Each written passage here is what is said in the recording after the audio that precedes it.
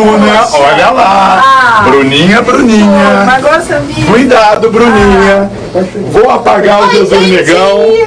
Oi, gente. E vou botar aqui uma hashtag que você vai entender. Você vai entender já. Eu preciso de microfone, muito bem. Parece que o Oda não sabe disso. Valeu, rapaziada. Parece que o Oda não sabe que tem que botar o microfone. Só Jesus salva.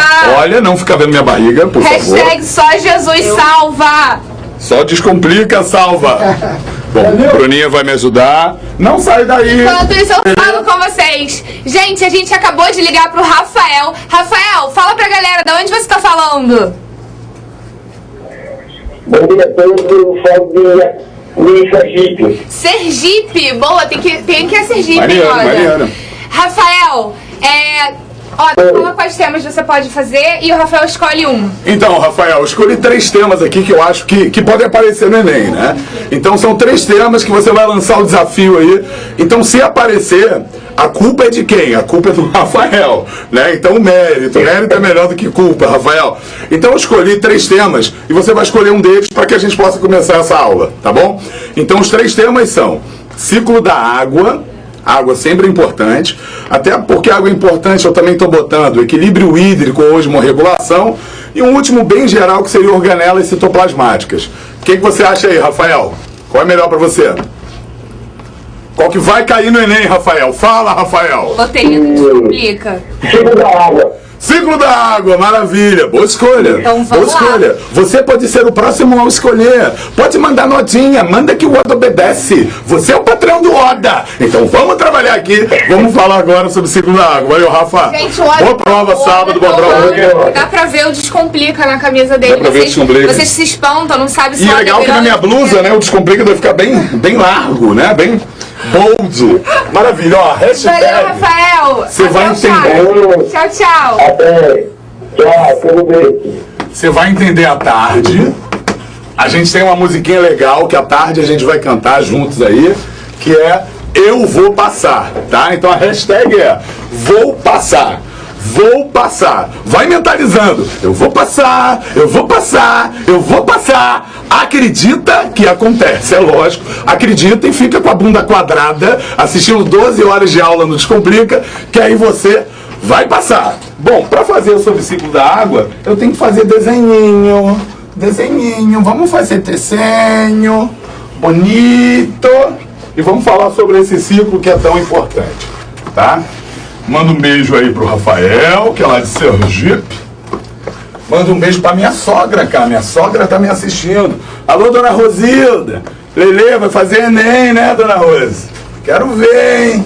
Mandar bem. Universidade da terceira idade. Vai fazer o quê? Sogrinha tá lá. Sogrinha tá assistindo. Bom, com esse meu esqueminha bem simplório, já dá para começar. Só falta desenhar um animalzinho aqui. Deixa eu desenhar um pintinho muito bonito, como os desenhos sempre são bonitos. Um pintinho, o pintinho do Oda. Melhor do japonês, tá ligado? Meu pintinho amarelinho cabe aqui na minha mão. É isso. Então vamos lá. A água, galera, a água ela é extremamente abundante na atmosfera, você sabe disso. Que a água ela é abundante na atmosfera, ela é abundante na forma de vapor, mas também na forma líquida, né? A nuvem é água líquida, que já se condensou e só está faltando aglutinar com outras moléculas de água para permitir assim a precipitação. Então essa água ela vai cair. Ela vai cair através da precipitação, da chuva. A chuva cai, a rua inunda, Odinha, eu vou comer seu bolo. Então a precipitação, que pode ser através de chuva, de neve, de granizo, de geada, é essa água líquida caindo sobre a superfície do planeta. Aqui na superfície do planeta, a gente pode ter o escoamento,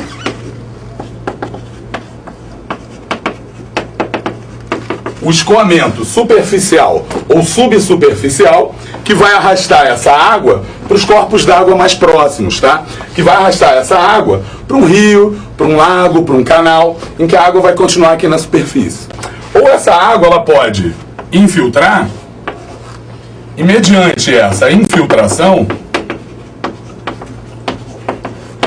ela infiltrará até encontrar uma rocha mais rígida, até encontrar uma rocha mais densa, que a gente chama de rocha-sã ou rocha matriz, onde sobre essa rocha-sã, sobre essa rocha matriz, a gente vai ter o acúmulo de água, formando aqui um solo bastante saturado em água, um solo que você sabe, quando satura em água, fica ali um bolsão bastante úmido, que é conhecido como lençol freático.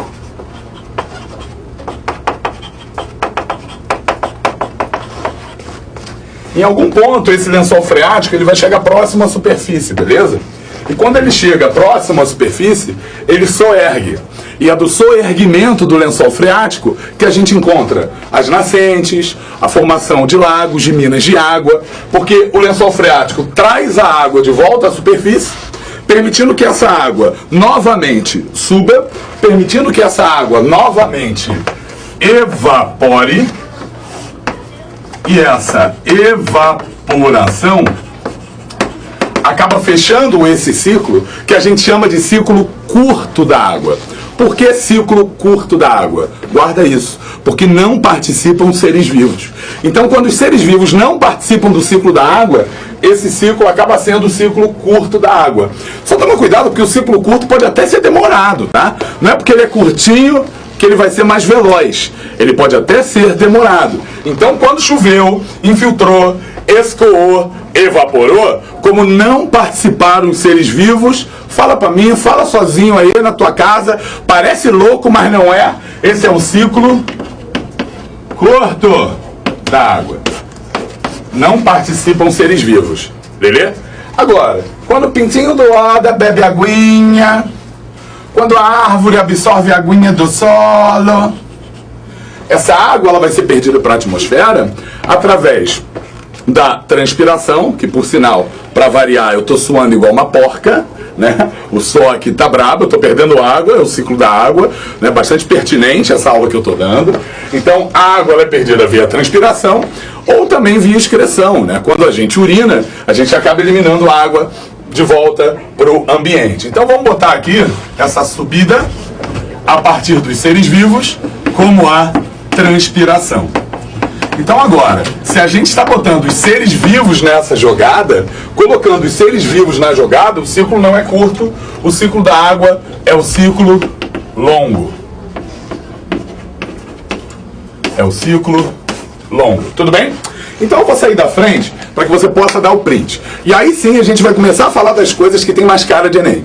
Porque é lógico, né, gente? Repara, você tem aqui esse ciclo. Ai, Onda, você acha que esses termos vão aparecer? Vai perguntar lá no Enem o que é a precipitação, o que é a transpiração, o que é o escoamento. Não vai cair assim, né, gente? Não vai cair a pergunta. Tudo bem? Dá uma raciocinada. Na verdade, o que vai cair no Enem é as implicações da alteração nesse ciclo. E aí vamos começar a viajar, até fazendo aí uma certa interdisciplinaridade com geografia, que você sabe que essas questões podem aparecer na parte de ciências humanas, lá em geografia, mas também na parte de ciências da natureza, aqui na biologia. Vamos começar a viajar aqui um pouquinho. Digamos que a gente pegue aqui essa área de mata, pegue a Amazônia e desmate. Pegue a Mata Atlântica e desmate. Ao desmatar a Amazônia, a gente afeta diretamente na transpiração, não é isso? Ao desmatar a Amazônia, a gente diminui a transpiração. Ora, qual é a consequência do desmatamento em relação ao ciclo da água? Quando há uma menor perda de água para a atmosfera via transpiração, a consequência disso é que a atmosfera se tornará mais seca. E se tornando mais seca, a pluviosidade daquele local, ela deve diminuir. Então, uma das consequências do desmatamento é essa consequência climática ou mesmo microclimática. Uma diminuição da umidade relativa do ar e, consequentemente, uma menor pluviosidade daquele local. Além disso, quando a gente tira a floresta, quando a chuva cai, ela incide diretamente sobre o solo. E essa chuva, incidindo diretamente sobre o solo, ela pode erodi-lo, não é isso? Uma erosão promovida pela chuva, uma erosão pluvial, beleza? Além da erosão pluvial, você pode acabar tendo aqui uma maior infiltração da água para o lençol freático, que pode acabar carregando também os sais minerais. Os sais minerais do solo, quando você tira a floresta, eles vão ser arrastados para o lençol freático. E aí vai, lembra disso. Qual é o nome desse processo em que os sais minerais vão parar no lençol freático? Esse processo é a lixiviação. Beleza? Ok? Então, na lixiviação, o solo vai se tornar cada vez mais pobre. Quer ver um outro problema? Quando você pega as grandes cidades, Rio de Janeiro, São Paulo, Belo Horizonte, ou mesmo as capitais no Nordeste, vai para Fortaleza, né, vai lá para Aracaju. Você pensa nas grandes cidades, cara, as áreas florestadas, elas estão cada vez menos presentes. Aquele solo nas grandes cidades, ele está cada vez mais impermeabilizado. E essa impermeabilização do solo com a manta asfáltica diminui, obviamente, a infiltração. E diminuindo a infiltração, quando chove bastante, o que acontece? A água não infiltra, ela fica aqui na superfície. Ela vai escoar sobre o asfalto na busca de um rio, né, de um lago mais próximo. E aí, nesse processo de escoamento sobre o asfalto, nós temos as enchentes. Então, as enchentes nas grandes cidades, em grande parte, são culpa da impermeabilização do solo. Porque esse solo mais impermeável, ele vai impedir a infiltração e, consequentemente, virão as enchentes. E aí a gente pode acabar também pegando outros pontos da biologia para explicar aqui. Porque nem que vem a enchente, o que vai acontecer? Cara, se tem mais enchente, tem mais água contaminada, concorda? E essa água contaminada pode acabar aumentando as doenças de veiculação hídrica, que eu venho falando aqui direto no Descomplica, né? Quando tem enchente, vamos lá, lavagem cerebral. Você tem a urina do rato, que pode ter a bactéria Leptospira interrogas. Você aumenta a leptospirose, a incidência da leptospirose, quando você caminha, entra em contato com essa água contaminada com a bactéria causadora que está lá na urina do rato. Se essa água contaminada acaba contaminando os reservatórios de água para consumo, cara, você vai estar, como eu sempre gosto de falar, chupando cocô, tomando chazinho de cocô, aquela água barrenta. Tá sendo que é mate? É mate? Não, é cocô, é diarreia. Você tá chupando diarreia, tá tomando diarreia de canutinho. E aí a consequência disso qual é? É pegar patologias, principalmente intestinais, uma vez que você está ingerindo uma grande quantidade de vírus, bactérias e protozoários. Então vamos lá, vírus, bactérias, protozoários de veiculação hídrica. No caso dos vírus, o principal é o rotavírus. Tá? Um vírus que gera disenteria, que gera caganeira, e a gente pega ingerindo um alimento ou uma água contaminada por fezes, tá? Indo para bactérias, a gente tem disenterias como as salmoneloses, as shigelloses, salmonella, shigella, que são disenterias bacterianas, que a gente pega também chupando cocô. A própria cólera, né? O vibrião colérico você pode pegar. E a febre tifoide, que é causada pela bactéria Salmonella typhi. Indo para protozoários, os principais protozoários que são transmitidos assim são a ameba e a giardia. Ameba, que é causada por duas espécies de ameba principalmente, Entamoeba histolítica e Entamoeba coli, e a giardia, que é causada pelo protozoário Giardia lamblia. Ai, professor, eu tenho que decorar todos esses nomes das espécies vão cair no Enem? Lógico que não, lógico que não. Agora, você tem que identificar se a doença ela é transmissível, por exemplo, por uma água contaminada. Ou se ela é causada por vírus, bactéria ou protozoário. Então deixa eu respirar e falar agora de forma um pouquinho mais calma, né? Se for vírus, em relação à água contaminada, é uma disenteria, principalmente o rotavírus.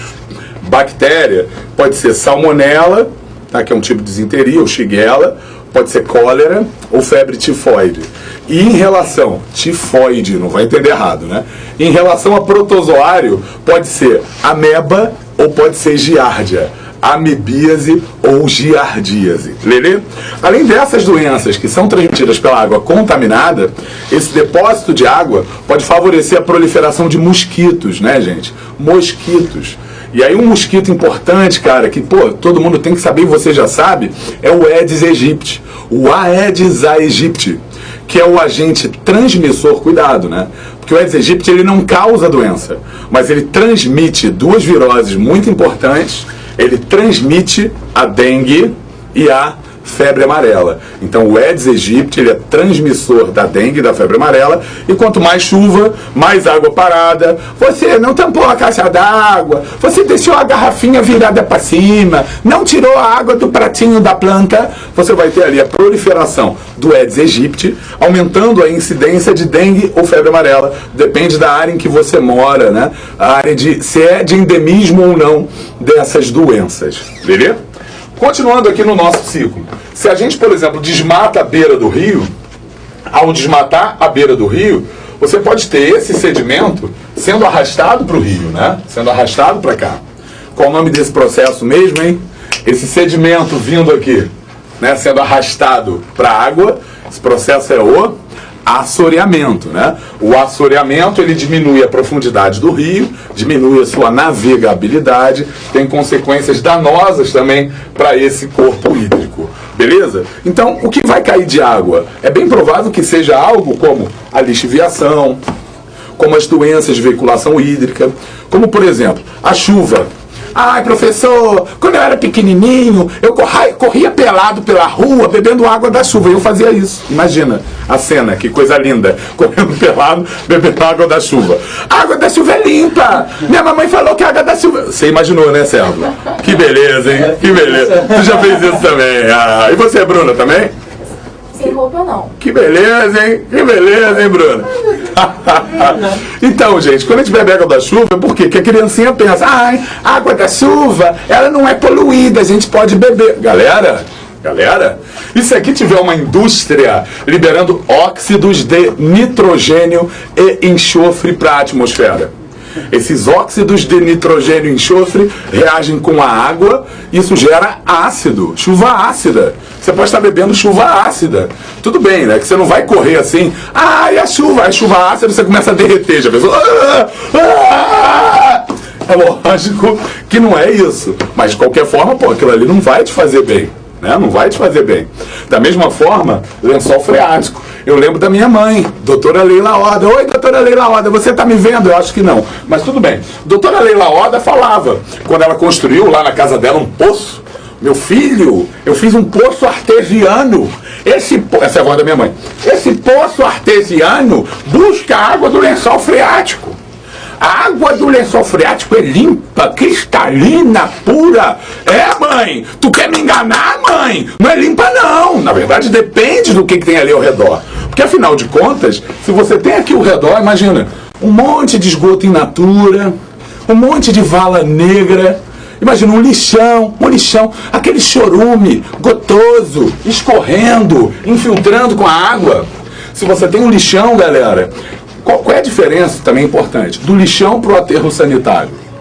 No caso do aterro sanitário, você tem a impermeabilização do solo, impedindo que esse chorume contamine o lençol freático. Agora, no caso do lixão, não tem essa impermeabilização, não. Então, no lixão, esse chorume vem parar aqui. E aí você pode estar pegando uma água do lençol freático cheia de metais pesados. Uma água do lençol freático cheio de contaminantes microbiológicos, cheio de substâncias tóxicas, cancerígenas. Então repara que não é porque é do lençol freático que vai estar limpinho. Na verdade, depende do que tem ali em cima. Lelê? Ai, acho que eu já falei bastante, é a hora de você falar. Fala aí, Sérgio. Dúvidas? Um monte. Um monte? Falei demais. Me empolguei. Diga.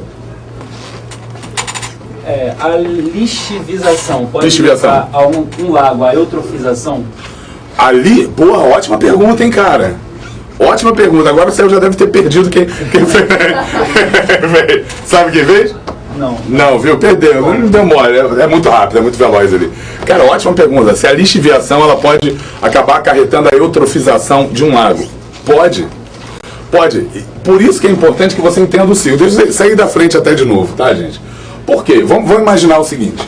Vamos imaginar que a lixiviação está arrastando aqui os sais minerais para o lençol. Tá bom?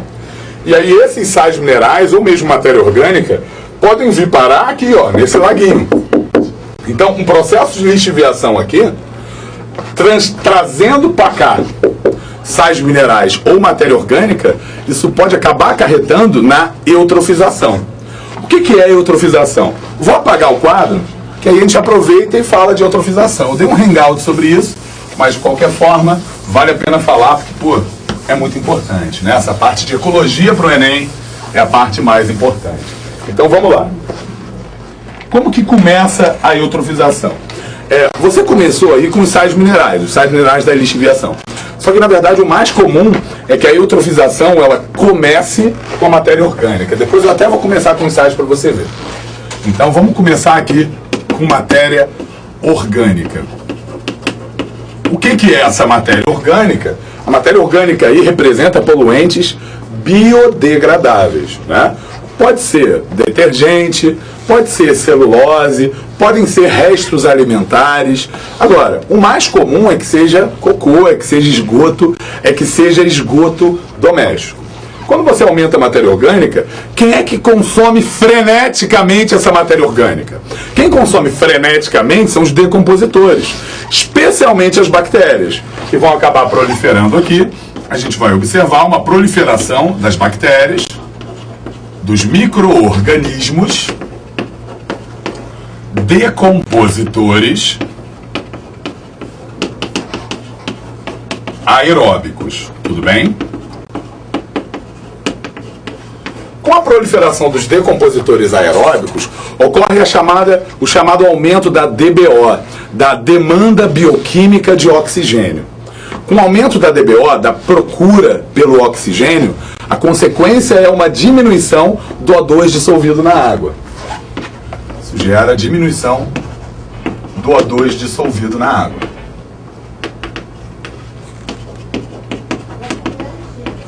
Com a diminuição do O2 dissolvido na água, todos os seres aeróbicos acabam morrendo. Morte dos seres aeróbicos. Tudo bem? E o ponto final da eutrofização acaba sendo com a proliferação dos micro-organismos decompositores anaeróbicos que transformam aquele rio num rio de cocô. Transformam aquele rio num rio de fezes. Quer ver? Até, tem que estar revisando até outra coisa aqui. Porque a decomposição anaeróbica, ela não vai gerar como resíduos CO2 e água, né? A decomposição anaeróbica, ela gera como principais resíduos metano, gás sulfídrico. E esse gás sulfídrico, gente, é o que dá o cheiro de ovo podre. Na tua cidade deve ter aquele canal, aqui no Rio tem um monte, em São Paulo tem um monte, em BH tem, em toda cidade deve ter, aquele rio, aquele canal bem fedorento, que recebe a merda de todo mundo, a merda do rico, a merda do pobre, que nessa hora é tudo igual. Você acha que o rico caga mais cheiroso? Não caga. Tá aí nesse cococinho todo lá pro rio, tá poluindo. E por que fede tanto? Por quê? Porque tem a produção ali de metano e gás sulfídrico. Igual rola no seu intestino. E reparem, metano ainda é combustível. Já viu aquela parada que o cara vai e acende o isqueiro assim, aí sai uma labareda tipo tocha humana? É possível por causa disso, é possível por causa do metano. Então, o metano e o gás sulfídrico indicam essa decomposição anaeróbica. Indicam que aquele ambiente está eutrofizado, está poluído e, obviamente, está impróprio para banho. Consumo, então, nem pensar. Não é porque essa bactéria aqui vai fazer mal para você. Quer ver? Por que a Escherichia coli, o coliforme fecal, ele acaba sendo um indicador de poluição da água? A Escherichia coli, normalmente, não causa patologias para nós. Existem até casos que sim, mas normalmente não. Então, normalmente, a Escherichia coli, se você comer, ela não vai te fazer mal. Porém, se tem Escherichia coli, a presença da Escherichia coli vai ser uma indicadora de que ali tem cocô. E se ali tem cocô, pode ter o rotavírus, a hepatite A, o vírus da hepatite A que eu não falei antes, mas que também está presente nesse tipo de circunstância, a salmonela, cólera, ameba, giardia, vermes e por aí vai. Uma outra consequência aqui é que mediante a decomposição aeróbica, você tem a liberação dos sais minerais. O aumento dos sais minerais. E esses sais minerais, eles podem ser usados por algas e plantas aquáticas. Por algas como cianobactérias, como dinoflagelados, como pirrófitos, que são dinoflagelados, diatomáceas, que são crisófitos, algas que podem ser unicelulares ou mesmo pluricelulares, clorófitas, feófitas, rodófitas. Isso pode ser utilizado também para algumas plantas, angiospermas aquáticas, como a aguapé, como a gigoga, como a ninféia. Então, quando tem um aumento de sais minerais, a gente observa aqui também um aumento das algas, dos aguapés, das gigogas, e um fenômeno que é a floração, que é chamado de floração. Floração das algas, tá? Não tem nada a ver com flor, tem a ver com proliferação excessiva das algas e dessas plantinhas. E aí eu dei toda essa volta, gente, para responder a pergunta, sabe por quê?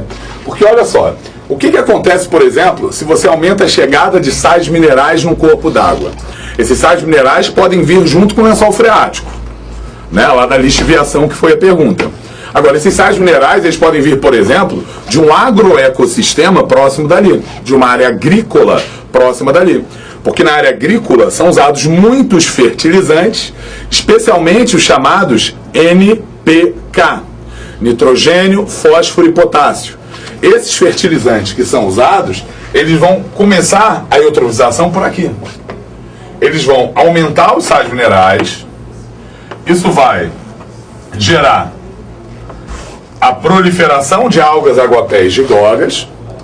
Com a proliferação das algas, aguapés, gigogas, quando elas morrerem, elas aumentam a matéria orgânica do meio, que consequentemente isso gera a proliferação do decompositor, a diminuição do O2 dissolvido na água, a morte dos peixinhos, caranguejinhos e terminando com a decomposição anaeróbica. Então, de novo, a eutrofização ela pode começar com a matéria orgânica, o esgoto, por exemplo, matéria orgânica, ou ela pode começar com sais minerais.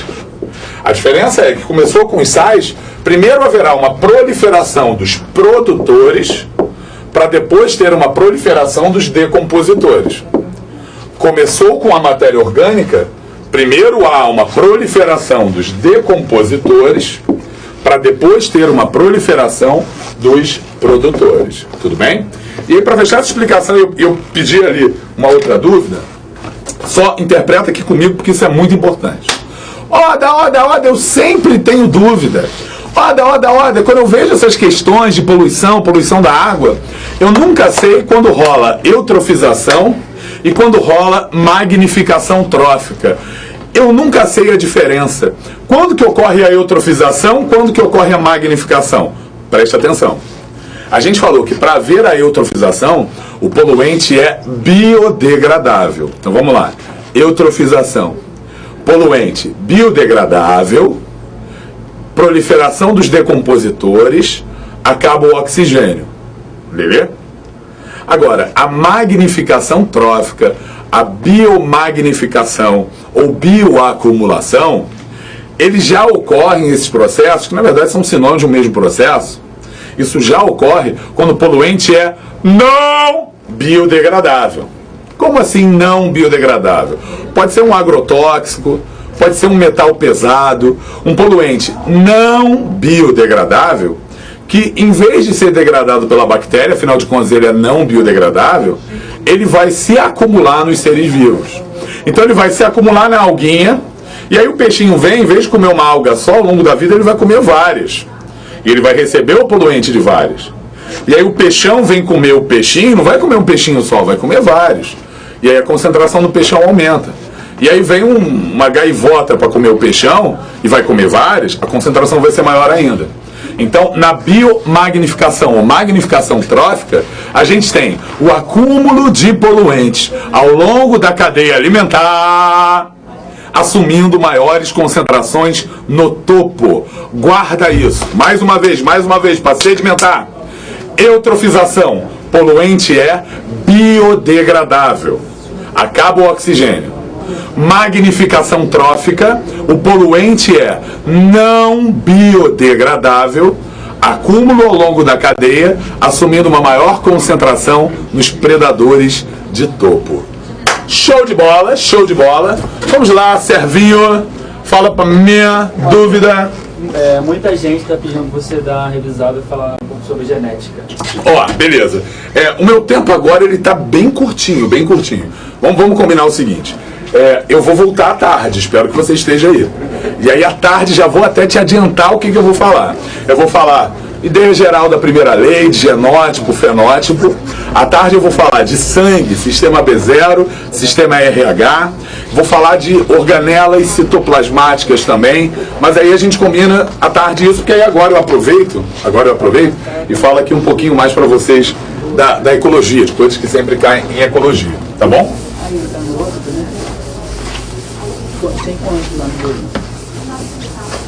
Alguma outra dúvida aí específica, Céu?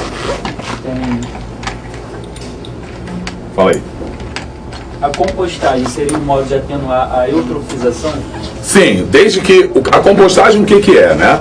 Na compostagem... Hã? Eu acho que não teve print não, mas agora já era. É empolgação, gente. É empolgação. Foi mal. A compostagem o que é, gente? Na compostagem você coloca aqui...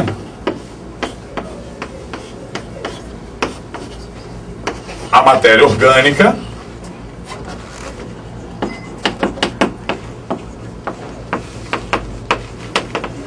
em um biodigestor para que nesse meio, o ideal até é que seja um meio anóxico, essa matéria orgânica ela seja decomposta, tudo bem? Decomposta, para que a partir dessa decomposição a gente mate 2 coelhos com uma cajadada só. Porque como é essa decomposição que vai rolar aqui? É uma decomposição anaeróbica,